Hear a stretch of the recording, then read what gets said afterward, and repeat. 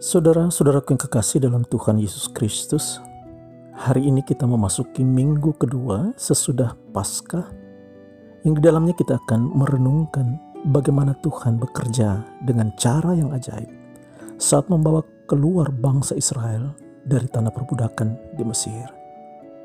Ini terungkap dalam Keluaran pasal 7 ayat yang ke-7 hingga ayat yang ke-13. Untuk mendalami perikop kita ini, saudaraku, saya akan mengajukan sebuah pertanyaan kritis. Mengapa tongkat? Mengapa Tuhan membekali Musa dan Harun hanya dengan sebuah tongkat? Mengapa bukan pedang atau senjata bela diri yang tercanggih saat itu? Bukankah Firaun yang akan dihadapi Musa dan Harun adalah seorang yang sangat berkuasa dengan pasukan dan pengawal yang kekar dan perkasa?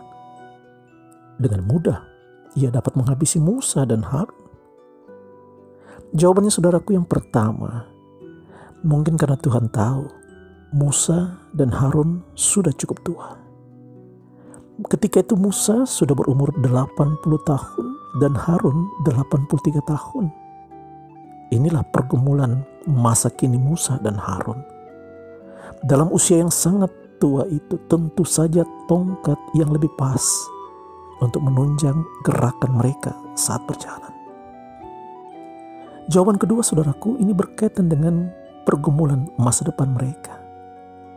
Saya yakin Tuhan Maha tahu, Ia tahu persis bahwa Raja Firaun tidak akan menggunakan kekerasan. Tuhan tahu bahwa permintaan pertama Firaun adalah legitimasi Musa dan Harun sebagai utusan Tuhan. Dan itu dijawab dengan mengubah tongkat menjadi ular. Bukan itu saja. Ular itu pun kemudian menelan ular-ular yang berasal dari ahli-ahli sihir Firaun. Dari dua jawaban ini, saudaraku, kita bisa melihat bahwa Tuhan sungguh tahu untuk mengatasi masalah masa kini mereka, yaitu ketuaan mereka, dan masalah masa depan mereka, yaitu berhadapan dengan Firaun, adalah tongkat. Bisa saja, saudaraku, kita juga bertanya, mengapa Tuhan tidak langsung memakai kekuatannya yang dahsyat lalu melepaskan bangsa Israel dari tangan Mesir? Mengapa harus melalui proses yang panjang, mulai dari tongkat yang menjadi ular, lalu ada 10 tulah lagi, dan kemudian ada laut Teberau yang terbelah, dan seterusnya dan seterusnya. Ya, saudaraku, inilah rencana dan rancangan Tuhan yang hebat. Tuhan mengizinkan proses itu harus dilalui bangsa Israel. Suatu proses yang tidak sederhana dan penuh lika-liku. Dan di situ Tuhan menyatakan kuasanya. Mungkin kita juga bisa bertanya, saudaraku, mengapa demi menebus dosa manusia, demi menyelamatkan umat manusia, Tuhan Yesus harus melalui penderitaan, bahkan mati di kayu salib? Mengapa tidak melewati jalan lain yang lebih mudah dan lebih elegan? Tentu saja kita tidak pernah tahu apa jawaban yang sesungguhnya. Namun itulah jalan yang ditempuh Yesus. Apakah tidak ada jalan lain? Tentu saja ada. Tapi proses inilah yang dipakai Tuhan dalam mewujudkan kasih-Nya. Inilah misteri yang sungguh-sungguh tidak dapat kita selami, melainkan kita hanya bisa menjalaninya. Saudaraku, saat ini kita pun sedang berhadapan dengan kenyataan yang pahit. Ketakutan atas keganasan pandemi virus corona ada di mana-mana. Semua sedang berjuang mengatasinya. Semua berdoa dengan cara dan keyakinannya masing-masing. Tapi keganasan virus ini belum juga dapat diatasi. Walaupun ada banyak juga korban yang sembuh. Mengapa Tuhan tidak segera bertindak? Bukankah Tuhan itu hebat dan dahsyat melebihi apapun, termasuk atas virus corona ini? Apakah Tuhan juga tidak berdaya? Apakah Tuhan tidak mampu? Atau apakah Tuhan tidak lagi mengasihi kita?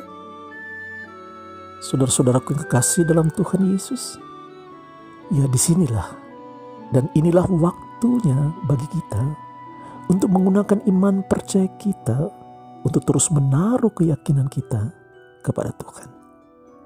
Mungkin tongkat yang Tuhan titipkan kepada kita terasa rapuh, kecil, dan tidak mampu mengatasi virus corona ini.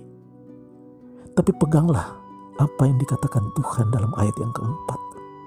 Tuhan berfirman, "Bila mana Firaun tidak mendengarkan kamu, maka aku akan mendatangkan tanganku kepada Mesir dan mengeluarkan pasukanku, umatku, orang Israel, dari tanah Mesir dengan hukuman-hukuman yang berat." Jelas sekali di sini saudaraku, Tuhan menjanjikan campur tangannya. Ia akan turun tangan, mungkin terasa lambat, berlika-liku, tetapi pasti waktu Tuhan itulah yang terbaik. Dan itu telah dimulai saat Harun melemparkan tongkatnya, lalu berubah menjadi ular. Tetapi selanjutnya, tangan Tuhan yang perkasa itu terus bekerja, pelan tetapi pasti menuju kepada hasil yang lebih baik, sampai Israel bebas dari Mesir. Bisa saja saudaraku kita juga bertanya, di manakah Tuhan di konteks kita saat ini? Ya, Tuhan sedang ikut berjuang dengan kita yang sedang dibatasi gerakannya, kebebasannya dengan stay at home, work from home, and pray at home. Tuhan juga sedang ada bersama mereka yang sedang berjuang di garis terdepan, bersama para medis, aparat keamanan, dan semua yang terlibat di dalamnya. Tuhan juga sedang bersama dengan para ilmuwan dalam mencari antivirus dan obat penawar serangan virus corona ini. Pasti Tuhan sedang bersama dengan pemerintah kita juga dalam menetapkan kebijakan strategis dalam menghadapi semua pergumulan ini. Ya, proses inilah yang kita harus alami. Jangan sekali-kali kita ragukan Tuhan yang hebat itu, yang juga sedang ikut berjuang bersama dengan kita. Ada begitu banyak pergumulan hebat kita di masa lalu saudaraku, yang di dalamnya Tuhan selalu menunjukkan kuasa-Nya dan Dia menang. Biarlah kiranya saudaraku, kemenangan Paskah Kristus terus membaharui harapan kita untuk terus berserah dan kuat bersama Kristus yang selalu beserta dengan kita. Terpujilah Tuhan Yesus yang telah bangkit.